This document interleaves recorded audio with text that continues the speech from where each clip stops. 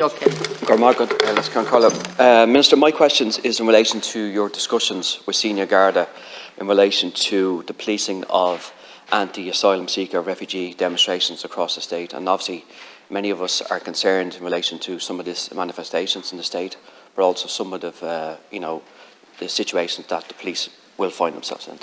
Well, thanks very much to Deputy Kenny for raising this question. I must say I very much appreciate the fact that he referenced the challenging situation Gardaí can find themselves in as well, and I just want to take the opportunity of his remark to thank members of An Garda Síochána. There have been now well over 125, and that number has actually grown significantly, but there have been well over 100 anti-immigration protests just in this city alone. The Gardaí have been working in very challenging environments, and I want to thank them for that. At the outset, I'd like to condemn in the strongest possible way any incident or threat of violence against vulnerable people in our society. The burning of tents belonging to refugees in Dublin city centre recently was utterly unacceptable. It was reprehensible and vile. It will be fully investigated by members of An Garda Síochána, and there's a live investigation underway. I have met with the Garda Commissioner to discuss this incident, but I've met with the Garda Commissioner and talk with them on a very regular basis in relation to this, and I am confident that a policing plan is in place, and the Commissioner has assured me that he has what he terms operational integrity and the resources to police the situation. Of course, the Garda Commissioner is responsible for operational policing matters, but I have been assured that the policing approach to protests is predicated on a number of principles: keeping people safe, preventing any antisocial and criminal behaviour, and traffic management where appropriate. While people of course have the right to protest, and of course that right must be respected, nobody has the right to do this in a way that causes others to fear for their safety or in a way that threatens public order.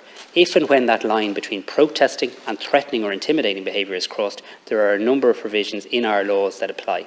We're also strengthening our legislation in this area with our new criminal justice bill, which we hope to enact later this year. And this bill will repeal the prohibition of incitement to hatred and replace it with new offences of incitement to violence or hatred. And it will also provide for specific hate crime offences for the first time in Irish law. The message should be clear from this House to anybody that threatens behaviour.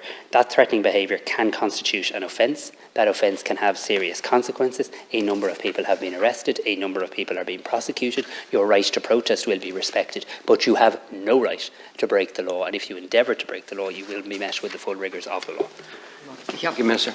Minister, I think some lines have been crossed by some of the demonstrations. There's no doubt about that. It's unequivocal. And there's outside agitators that are trying to sow up fear, play on people's fears and hatred. And some of these are outside agitators that have an agenda. Their agenda is to kind of stoke fear and so forth. And it's testament to the Irish people that we've welcomed the vast majority of people in this country.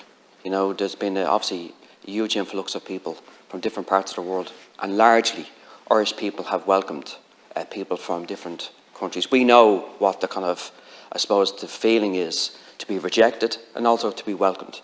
It's part of our DNA to welcome people. But there are those, Minister, that want to stoke the worst in people, and they have an agenda.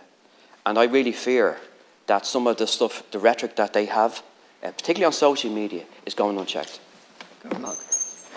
Look, I want to firstly agree with Deputy Kenny that he is entirely correct, and the security assessment entirely tallies with his view that it is a statement of fact that there are a number of small right-wing, far-right actors who move from community to community, stoking fear, stoking division, and on occasion engaging in criminal activity. We shouldn't overstate the number, but nor should we tolerate their actions. It is not. There is a line between protest, and they're often on the wrong side of that line. There's a number of active Garda investigations underway, which I won't comment on for obvious reasons. But I do want to just maybe take the opportunity to set out the laws that exist in this area, because there are clear laws and there are clear offences if you do cross the line. So under the Non-Fatal Offences Act, it is an offence to make someone believe that they're likely to be assaulted. It's an offence to threaten someone with serious harm. It's an offence to beset someone in a way that interferes with their peace, their privacy, or causes them alarm or distress. Under our public order legislation, offensive behaviour is criminalised in a public place, as well as engaging in threatening, abusive or insulting behaviour in a public place. It's also an offence to distribute or display in a public place any material which is threatening, abusive, insulting or obscene. And of course it's an offence to fail to comply with the direction of a member of An Garda Síochána. The laws are clear and the laws will be enforced. Minister, I think we do understand that there is difficult situations that the police find themselves in. But there's also question marks You know, where them lines have been blurred by demonstrations. Because remember, these demonstrations are outside people's, I suppose, where they live. And, you know, some of the policing, I have to say, has to be questioned. It's very, very light touch. And if you kind of put it in comparison to what, you know, Debenham's workers went through, you know, in 2 years ago, you know, there's stark contrast in relation to how the police dealt with that in relation to some of the people that are stoking up the worst kind of fears manageable.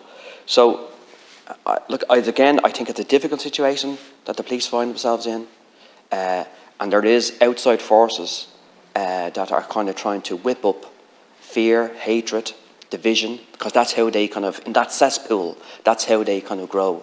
And that has to be acknowledged, that these people have to be taken out of society. Conclude. Well, look, I absolutely believe in democratic oversight and oversight structures in relation to Garda Síochána and our justice system. Of course I do.